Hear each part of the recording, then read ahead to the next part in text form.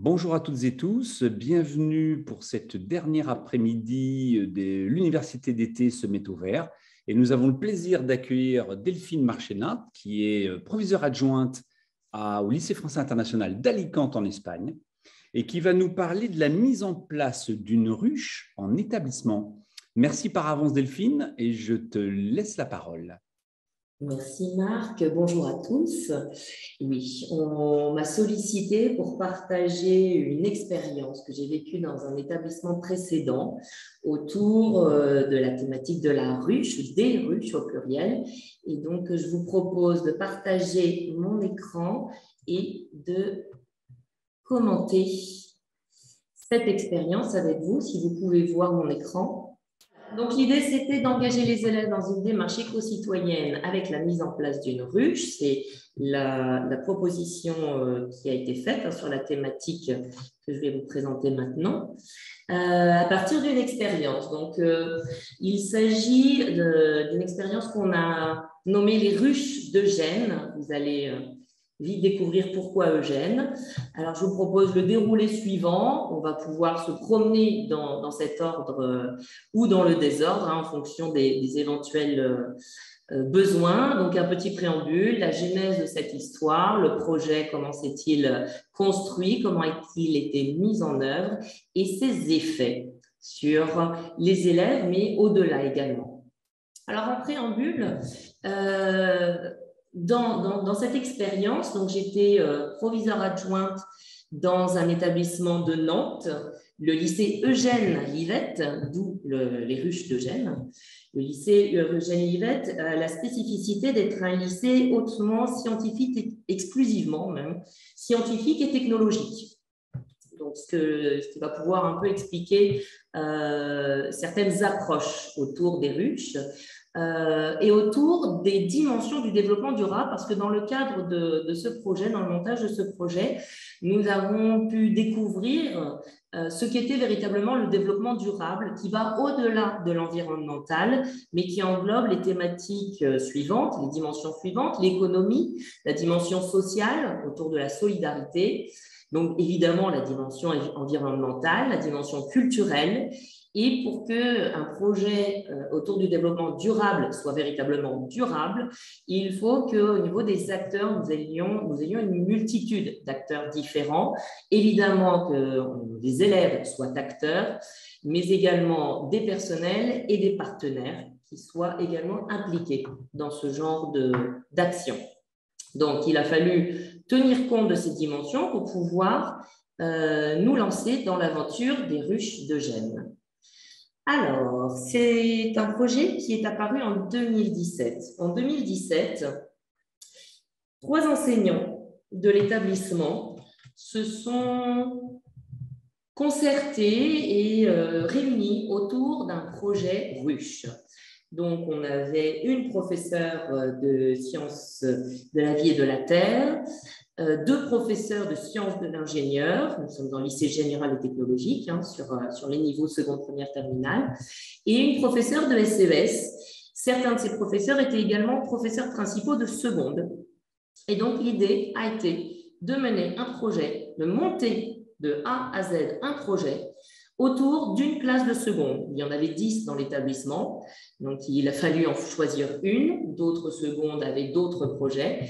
Et c'est la classe de seconde pilotée par la professeure de SVT, qui était également le professeur principal de cette classe, seconde 9 de mémoire, qui a été désignée pour piloter ce projet.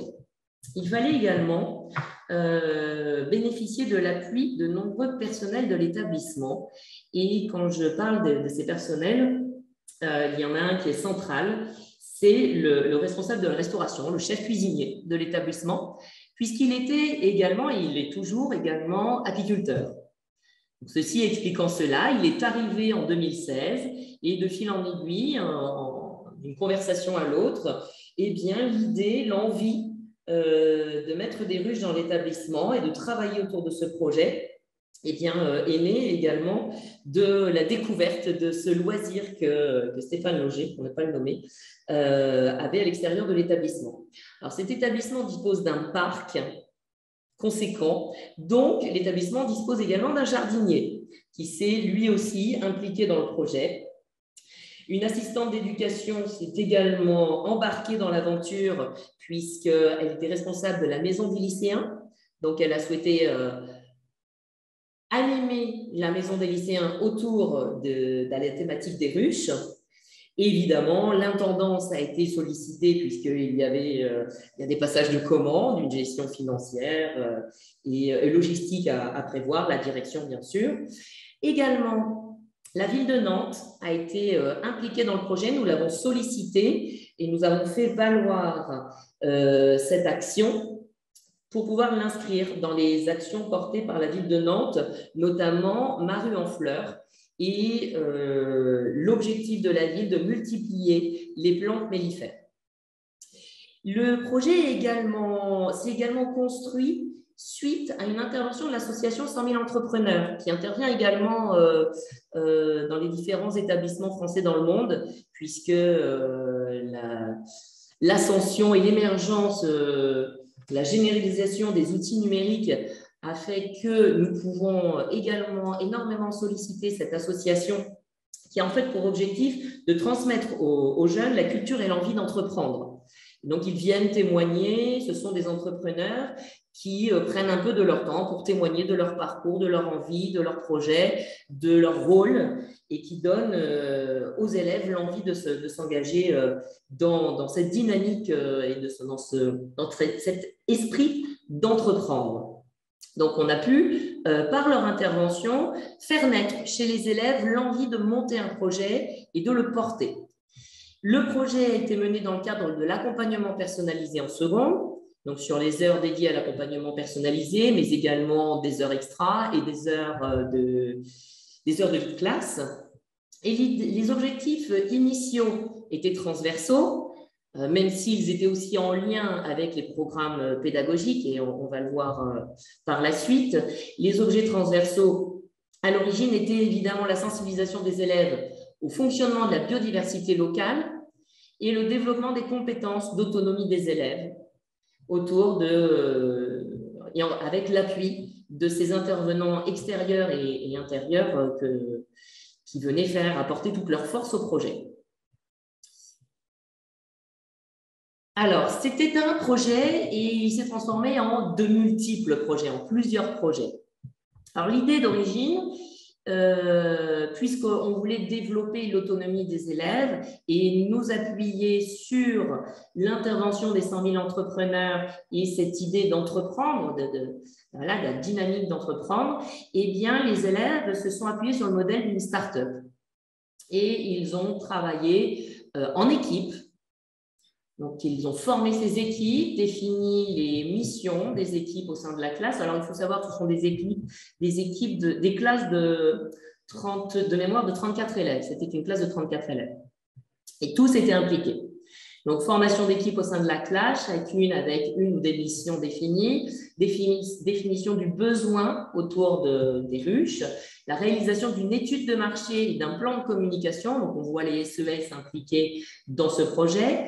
Les élèves ont ensuite choisi un nom pour leur projet. Ils ont défini des slogans, créé des affiches et dessiné des logos. Alors, vous en avez là sur l'écran, des logos différents et avec des petits slogans comme « Seule votre curiosité sera piquée », qui a très, très bien fonctionné. On a cherché et on a amené les élèves à se pencher sur le projet d'établissement pour inscrire le projet les ruches d'Eugène, dans ce projet d'établissement, autour de l'objectif 2 du projet qui était en cours de rédaction à l'époque, avec son objectif 2, renforcer la culture du développement durable dans l'établissement. Le projet était soutenu, et le reste d'ailleurs, soutenu par la région. Et cerise sur le gâteau, la candidature du lycée, enfin le projet a permis de mener et de construire un projet ou un dossier de candidature de ce lycée Eugène Livette, pour la labellisation E3D.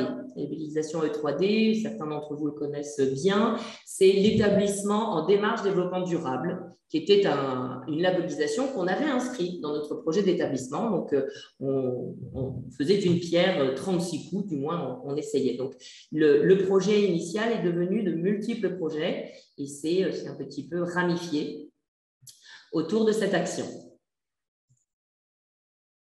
Alors, les actions programmées, ce sont les élèves, il y a un petit défaut là dans la présentation, ce sont les élèves qui ont établi la programmation de leur action sur l'année de seconde. Donc, ils ont étudié les gisements de pollen. Il faut savoir que le lycée est à 2 pas du jardin des plantes, donc il avait un intérêt. Outre son parc intérieur, les élèves disposaient d'un jardin des plantes à proximité pour pouvoir se faire plaisir en termes de pollen, de diversité de fleurs. Donc, les élèves ont étudié la situation géographique de l'établissement et la cartographie des gisements de pollen. Ils ont créé les logos qu'on a vus précédemment. Ils ont réfléchi au lieu d'implantation des ruches. Parce qu'il y a toujours cette question de la potentielle dangerosité d'une installation de ruches dans l'établissement.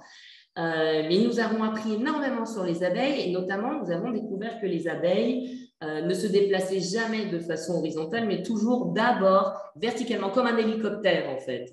Elles décollent de façon d'abord verticale et ensuite, arrivée à une certaine hauteur, elles se déplacent. Elles ne sont jamais à hauteur d'homme. Donc, l'implantation dans l'établissement, si elle était suffisamment judicieuse, permettait de ne générer aucun danger dans l'établissement, bien que les abeilles soient extrêmement charmantes et bienveillantes, ça évitait tout accident de rencontre avec ces insectes. Donc, les élèves ont cherché le lieu le plus propice pour l'implantation des ruches. Ils ont réfléchi à des terrasses, ils ont réfléchi à des toits terrasses de l'établissement, mais c'était difficile d'accès pour une classe entière. Ils ont cherché des endroits un peu isolés, mais le côté isolé posait problème pour pouvoir également y accéder. Et puis, ils ont trouvé un espace vert à proximité du parking enseignant qui était tout à fait accessible, qui permettait aux abeilles d'être sereines, mais qui permettait aux classes d'aller les visiter, parce que l'idée, c'est aussi ça, c'est d'être en proximité avec ces ruches. Les élèves ont travaillé sur des communiqués de presse qu'on retrouve encore, hein, je suis allée chercher sur Internet ce dont on pouvait encore bénéficier comme ressources, et les communiqués de presse restent actuellement en ligne. Donc, les élèves ont travaillé sur la communication externe, intérieure également, pour faire connaître leur action et pour faire connaître l'existence de ces ruches, rassurer les personnels, les élèves, et puis travailler aussi sur la valorisation de cette action à l'extérieur de l'établissement. Ils ont travaillé sur un calendrier, le calendrier de l'implantation, le calendrier des récoltes de miel, et ils sont même allés jusqu'à des idées recettes, puisque je vous le rappelle, l'un des pilotes de l'action, c'est le chef cuisinier. Donc, on a joint l'utile à l'agréable. Au final, la professeure de SVT a mis également la main à la pâte à ce niveau-là. Donc, tout ça sur une année qui a été une année de démarrage. L'action est toujours, à l'heure actuelle, existante. Alors, la mise en œuvre pratique. Donc là, on voit les ruches en construction. Il a fallu les créer de toutes pièces à partir de patrons. Les élèves ont travaillé aussi avec les professeurs d'art plastique et d'art appliqué, parce qu'il faut savoir que dans cet établissement, on a aussi des arts appliqués qui sont présents, donc qui nous permettaient et qui mettaient à disposition des élèves un certain matériel pour pouvoir travailler le bois. Donc, même si les tableaux intérieurs pour disposer les ruches nous ont été livrés, les élèves ont construit le reste des ruches. Donc, l'achat des ruches et le montage des ruches a été mis en place et a pu être réalisé en partenariat avec l'association UNAPLA. L'UNAPLA, c'est l'Union des apiculteurs de Loire-Atlantique. Donc, autour de Nantes. Ils ont participé donc à l'élaboration des ruches. La région des Pays de la Loire a apporté une subvention sur ce projet au titre de l'axe 3 du programme d'action éducative de la région. Donc, les élèves, là encore, étaient très impliqués puisqu'ils ont valorisé leur action, ils sont allés chercher les subventions, ils sont allés vendre leurs produits pour pouvoir récupérer des fonds. L'établissement a également participé financièrement à cette action et les élèves ont construit leur calendrier sur les séances d'AP, d'accompagnement personnalisé au premier trimestre. Ils ont travaillé de façon intense, ils ont vraiment actionné leur cerveau et mutualisé leur énergie pour définir et organiser leur projet, donc l'implantation des ruches à l'intérieur de l'établissement dont on parlait tout à l'heure. Ça a été le premier temps, comment travailler leur programme et comment implanter ces ruches une fois qu'elles étaient élaborées. Au retour des vacances de printemps, donc vous voyez que ça a pris un petit peu de temps. Au retour des vacances de printemps, eh bien, ça a été un grand moment puisque les ruches ont été installées et les abeilles sont arrivées. On a créé une célébration à ce moment-là, un événement dans l'établissement.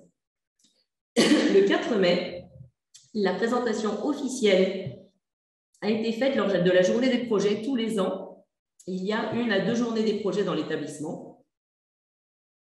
Et donc, les élèves ont présenté les ruches à distance à ce moment-là, n'étaient pas encore visitables, mais ont présenté leur projet le 4 mai pour installer les abeilles, pour les valoriser, pour les faire connaître. Et en septembre de la même année, en septembre de l'année scolaire suivante, les mêmes élèves de seconde, arrivés en première, ont pu organiser la première récolte de miel et vente de leur miel dans l'établissement. Cette vente de miel, puisqu'on avait une participation de la Maison des lycéens dans cette action, par la communication, par l'implication d'élèves volontaires également qui s'étaient investis dans le projet, eh bien, les bénéfices de la vente du miel est revenu à la Maison des lycéens qui a pu investir derrière dans du mobilier et des installations de loisirs à l'intention des élèves. L'année suivante, donc lorsque nos élèves étaient en première, ils ont eux-mêmes organisé une visite guidée des ruches. Lors des premières journées que nous avons organisées au sein de l'établissement, 2 jours et demi de journées DD, développement durable, au printemps 2018. Parce qu'il faut savoir que nous avons, autour du développement durable, ajouté d'autres actions, visite d'un centre de recyclage des déchets sur la métropole nantaise. Nous avons accueilli pendant quelques temps 2 moutons, dont j'ai oublié les noms. Donc voilà, les élèves ont souhaité s'imprégner de la nature au sein même. Je n'ai pas précisé que cet établissement est au cœur même de la ville. Donc voilà, on a fait rentrer la nature, certains éléments naturels au cœur même de la ville. Et donc autour des ruches, s'est créé une espèce de bourdonnement de plus en plus important. Et les journées développement durable ont eu un succès particulier. Alors il y a eu des visionnages de films, il y a eu des conférences, mais les ruches étaient toujours au cœur de cette action. Alors un petit atout qu'il faut souligner, c'est vrai que je parle beaucoup de l'implantation de cet établissement. Le lycée étant à proximité du jardin des plantes, des bords de l'Erdre, qui est un affluent de la Loire, et d'une zone qui s'appelle la Petite Amazonie, qui est un espace vert, une espèce de poumon dans la métropole nantaise, eh bien, on a pu assurer une composition d'un miel de toutes fleurs non traitées, puisque l'utilisation de pesticides est interdite dans toute la ville. Ça aura valu un prix, d'ailleurs, pour le miel de Gênes, dont on a parlé tout à l'heure. Donc, on voit là sur la photo le travail des élèves en classe. Et le grand jour dont on parlait tout à l'heure, c'est lorsqu'on a pu implanter les 3 ruches dans le lycée. Donc, évidemment, tout est sécurisé, encadré. Les élèves ont été partie prenante également de cette installation, ont bénéficié d'explications de l'association UNAPLA des apiculteurs de Loire-Atlantique, de l'apiculteur chef cuisinier, des professeurs qui se sont terriblement investis dans cette action. Mais les élèves ont véritablement porté le projet de A à Z avec l'aide de tous ces personnels dont j'ai déjà parlé. Et donc, ils ont publié sur leur site cet article pour valoriser l'arrivée des ruches. Enfin, au lycée, ils les attendaient avec hâte. Alors, l'exploitation pédagogique et la valorisation de cette action. Alors, je ne suis pas une spécialiste en termes de contenu précis des différentes disciplines.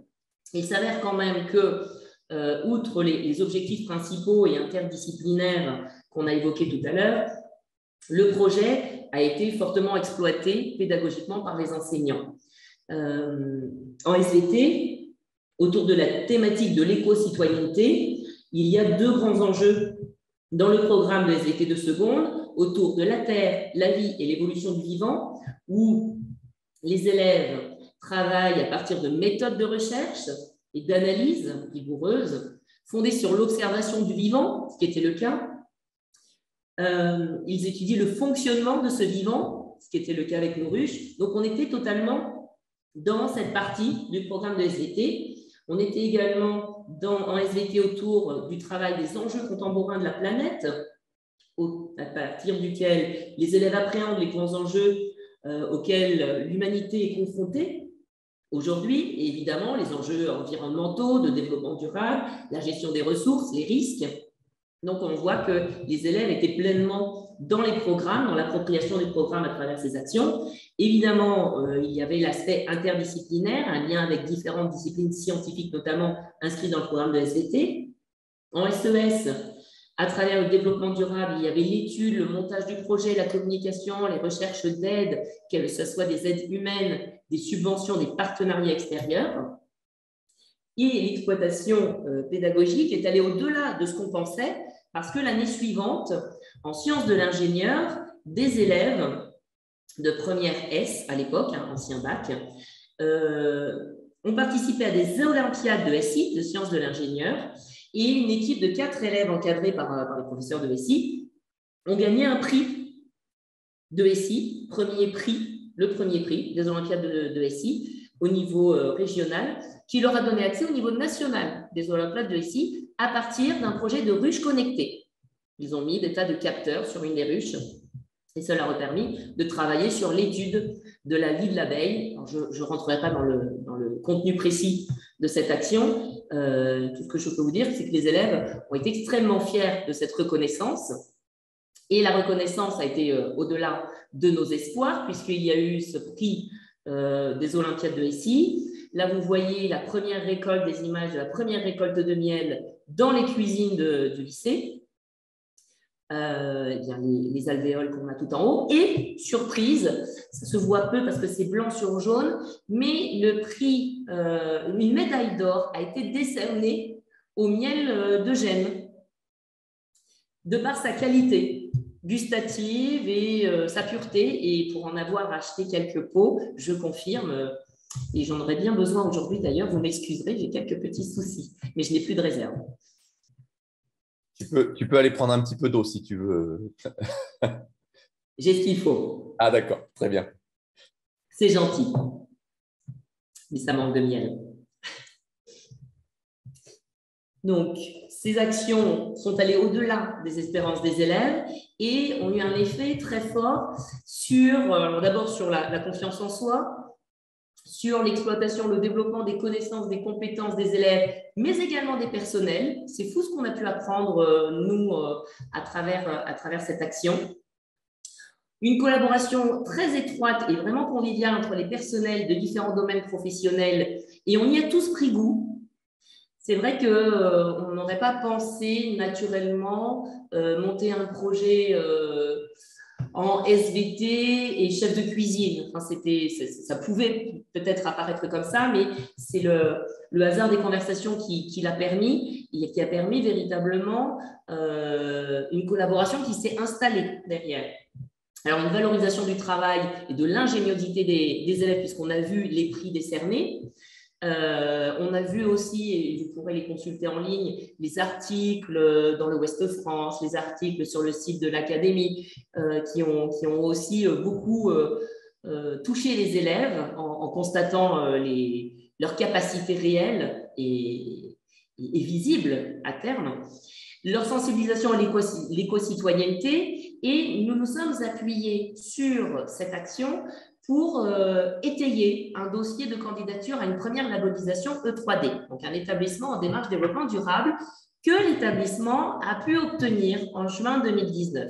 Donc, moi, j'ai quitté l'établissement à ce moment-là, mais en fait, nous avons abouti à l'élaboration de ce dossier. Alors, pour ceux qui ont déjà eu le bonheur de monter un dossier de candidature E3D, c'est quelque peu laborieux, c'est dense, c'est lourd, mais en fait, l'effort consenti est extrêmement gratifiant puisque cette reconnaissance a touché les élèves fortement et leur a donné envie de développer encore cette action. Donc, ils ont eu envie d'avancer, de faire connaître leur travail par ailleurs. Et dans le cadre de cette démarche développement durable, je reviens sur la vignette originale de ce diaporama.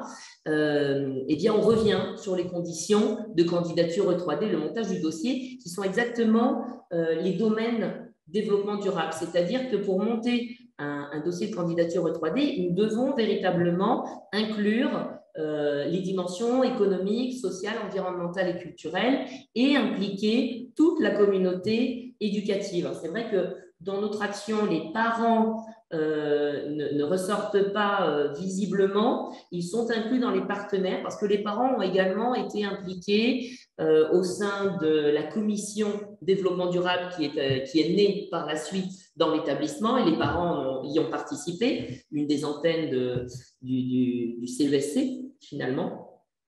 Et les élèves ont poursuivi cette action autour des ruches. Donc voilà, c'était un petit témoignage de cette action, de ses effets. Je m'enthousiasme toujours quand je parle de ce sujet. Si certains sont intéressés, j'ai de côté également le dossier E3D, le dossier de candidature. On pourra en reparler. Mais voilà, c'était un partage d'expérience. Je pense être dans les temps, même un petit peu trop long peut-être, et je me tais pour laisser la place aux questions. Je peux couper le partage et vous laisser la parole. Merci Delphine, tu n'as pas du tout été trop longue, c'est parfait, on est exactement dans les temps. Alors il y a quelques questions qui sont posées dans la boîte de dialogue. Pourquoi les moutons ne sont-ils pas restés? Donc ça c'est une première question suite à ce que tu as raconté. Ils nous étaient prêtés par un collège qui lui a des moutons et des poules à domicile, mais c'est un collège en zone rurale avec beaucoup d'espace. Et donc, ils ont eu la gentillesse de nous prêter les moutons autour de la semaine développement durable et nos journées DD, développement durable. Et donc, on a dû les rendre à leur propriétaire. Alors ça, c'était une question de Sophie qu'on retrouve. Bonjour Sophie. Laetitia demande combien de ruches? Je crois que c'est 3, c'est ça? 3. Voilà. Ensuite, on a en quoi consiste la journée des projets? La journée des projets, alors elle porte ce nom-là, mais je suis sûre que dans vos établissements, elle porte d'autres noms. C'est ce temps que nous dédions à la valorisation de toutes les productions des élèves. Donc, il y a des scénettes, il y a des expositions, il y a des conférences, il y a tout ce qu'on peut valoriser, tout ce que les élèves ont pu réaliser et que nous mettons en lumière sur un temps donné et à l'occasion de déambulation. Donc, nous sommes en lycée et en France, les parents rentrent peu dans les lycées, mais moi, c'est ce que j'ai appris d'ici, c'est que les parents peuvent rentrer aussi dans les lycées en seconde, première et terminale. Donc, je tire le son de mes années à Alicante. Mais c'est vrai que dans l'organisation de l'époque, c'était surtout donner à connaître les actions entre élèves, entre personnels, et puis en faire un reportage photo pour publier sur nos sites et sur les réseaux. Mais on pourrait y inviter les parents et je crois que ça sera une piste. Merci. En tout cas, il y a Barbara qui nous dit ça donne bien envie de goûter ce miel qui a pris une réputation extraordinaire grâce à ton témoignage. Et il y a Laetitia qui dit, alors attendez, pardon, non, c'est Sophie qui demande quelle quantité de miel avec 3 ruches? Et c'est une excellente question et je ne m'en souviens plus. Énormément, parce que je me souviens des montagnes de pots de miel. à la MDL en vente. Je pourrais me renseigner ou rechercher la réponse. Je vais jeter un coup d'œil, je vais voir si je n'ai pas la réponse quelque part dans mes fiches en répondant à d'autres questions. Bien. Et ensuite, voilà, au-delà de l'envie de goûter à ce miel, qui doit être une denrée rare aujourd'hui, quid des frelons asiatiques, demande Sophie. Ils sont assez nombreux à Nantes. N'ont-ils pas posé de problème aux abeilles? Ah, ça, c'est une question. Si, tout à fait, c'est une excellente question. Alors, c'est une excellente question, d'autant plus que la réponse, elle est double. Alors, d'abord, elle est triste parce que, effectivement, au bout d'un an et demi, me semble-t-il, un ou des frelons sont venus décimer 2 des 3 ruches. Alors, décimer ou en tout cas faire fuir nos abeilles. Donc ça a été le premier problème. Donc, l'une des ruches a été reconstruite. On a fait venir une colonie dans l'une des ruches dévastées.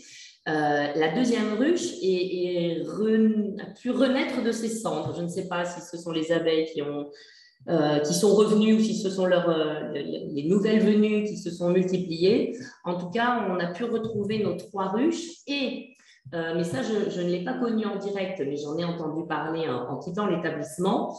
Des élèves en sciences de l'ingénieur, toujours, ont élaboré un projet, cette fois-ci, pour empêcher les frelons asiatiques de rentrer dans la ruche d'une façon qui paraît toute simple aujourd'hui, mais qu'ils ont élaboré eux.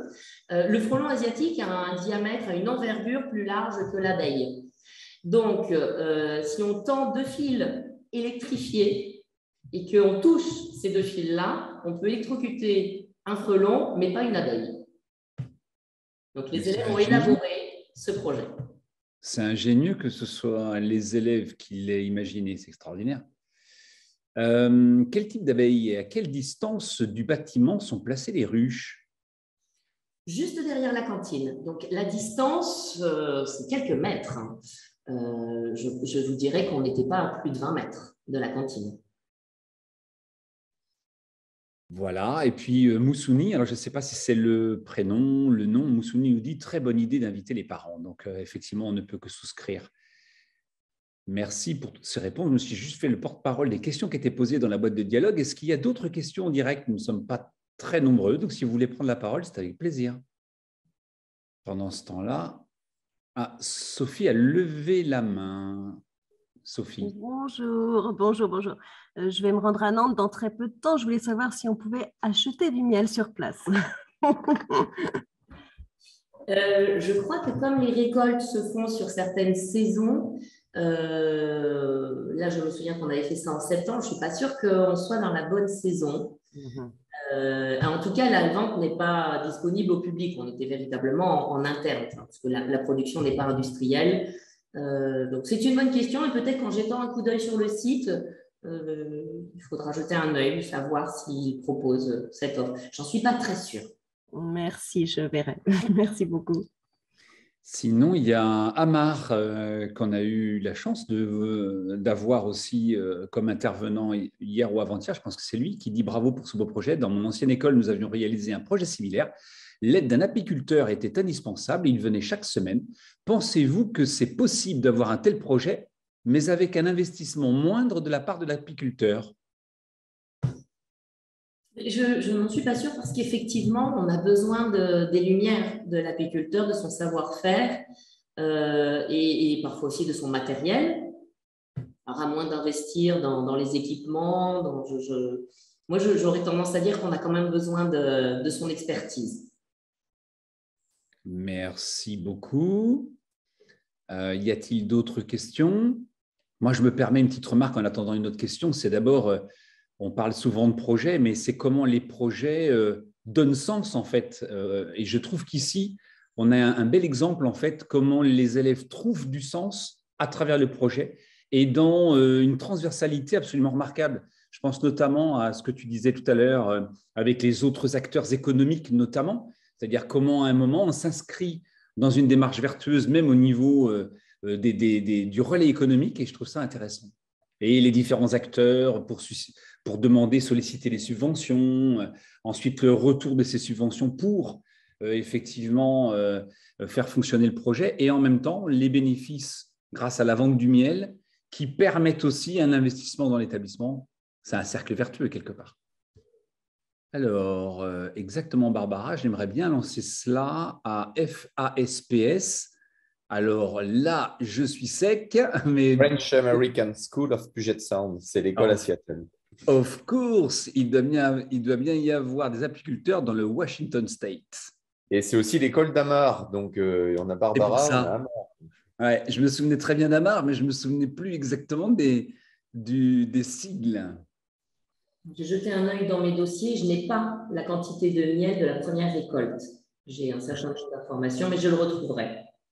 Alors après, on peut lancer justement un jeu concours, c'est-à-dire essayer d'évaluer, d'estimer le nombre de pots de miel de tant de centaines de grammes que peuvent produire 3 ruches. Ça, c'est une vraie question.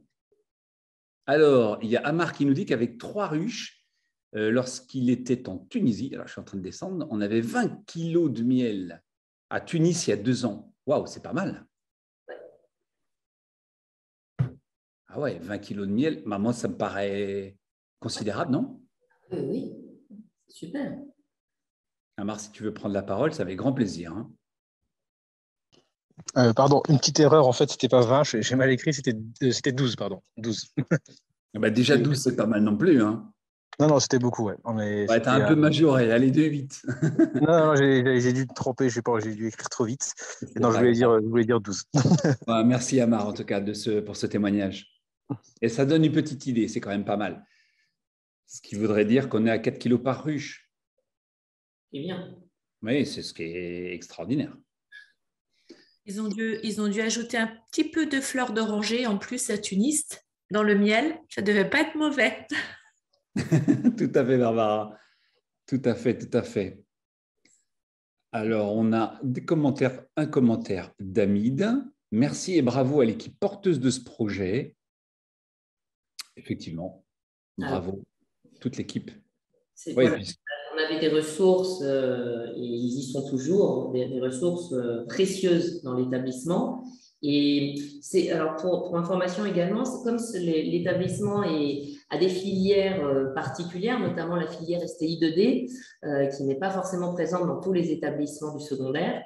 L'établissement recrute sur 35 collèges différents. Donc, sur un grand nombre de communes, ce qui fait que les élèves, à l'origine, ne se connaissaient que très peu et parfois faisaient le choix de cet établissement un peu par défaut parce qu'ils n'avaient pas pu accéder à la prestigieuse filière S. J'espère que vous entendez mon sarcasme derrière, je suis littéraire. Donc, on avait aussi des élèves qui avaient besoin d'être valorisés et prendre confiance en eux et puis se découvrir les uns les autres. Et cette action qui a été démarrée dès septembre, dès le premier trimestre sur les séances d'accompagnement personnalisé, c'est un élément que je n'ai pas valorisé dans le diaporama, peut-être qu'il faudrait que je le rajoute, a créé une véritable cohésion parmi ces élèves qui a perduré dans le temps, puisque quand ils sont passés en première, mais ils ont continué à rester ensemble et à faire la publicité du projet auprès de leurs classes respectives. C'est vraiment extraordinaire. D'ailleurs, il y a Manu qui nous met, c'est très inspirant Delphine, merci du partage. Voilà, et justement, c'est assez singulier parce que c'est toi, Delphine, proviseure adjointe, qui nous en parle. C'est très rigolo parce que ça montre aussi l'ampleur du projet en termes de multitude d'acteurs, c'est-à-dire il n'y a pas seulement les enseignants et les élèves, il y a tout ce dont tu parlais, le personnel de l'établissement, les parents, les extérieurs. Donc, c'est assez extraordinaire. Laetitia, est-ce qu'il a fallu convaincre les parents d'élèves ? On n'a eu aucune réticence, non, ça n'a posé aucun souci, véritablement aucun. Je crois que comme les abeilles ne sont pas arrivées tout de suite, elles ne sont arrivées qu'au printemps, ça a permis de réfléchir en amont depuis septembre à ce que c'était qu'une ruche, à ce qu'on allait en faire et l'absence de danger véritable et au contraire la plus-value qu'on espérait donner à ce projet. Donc, aucun problème avec les parents d'élèves. Très bien, merci beaucoup. On peut prendre une dernière question. Merci Delphine, tu es bien dans les temps. J'interviendrai juste une dernière fois pour rebondir sur ce que disait Marc. Le fait que ce soit moi qui présente le projet, c'est tout simplement parce que c'est un beau projet, donc il est facile à valoriser et que là encore, c'est toujours au détour d'une conversation que les projets naissent. Et c'est Audrey Bertin qui, je ne sais pas pourquoi, on en est venu à parler de ruches et d'abeilles. Et donc, c'est Audrey qui m'a proposé d'intervenir. Et je sais qu'elle ne peut pas être là cet après-midi, mais je l'en remercie sincèrement. Ça m'a permis de partager un très bon souvenir et j'espère qu'on pourra réactiver ce genre de projet. Mais on reconnaît bien ici Audrey, qu'on remercie, elle verra l'enregistrement en différé, on la salue évidemment. Mais en même temps, ça montre la proximité, si tu veux, équipe de direction, équipes enseignantes. Delphine, un grand merci et un grand merci à Audrey de t'avoir proposé cette tribune cet après-midi. C'était passionnant. Un grand merci à toi et je pense que c'est inspirant. Merci, un grand merci à tous. Marc, Jérôme, pour votre accompagnement. Avec grand plaisir. Encadrement, voilà, accueil. Merci beaucoup. Très bonne continuation à toi. Je sais que tu as encore pas mal de travail et puis bon retour à Nantes. Merci beaucoup. À très vite. Merci Delphine. Merci Delphine. Merci, au revoir.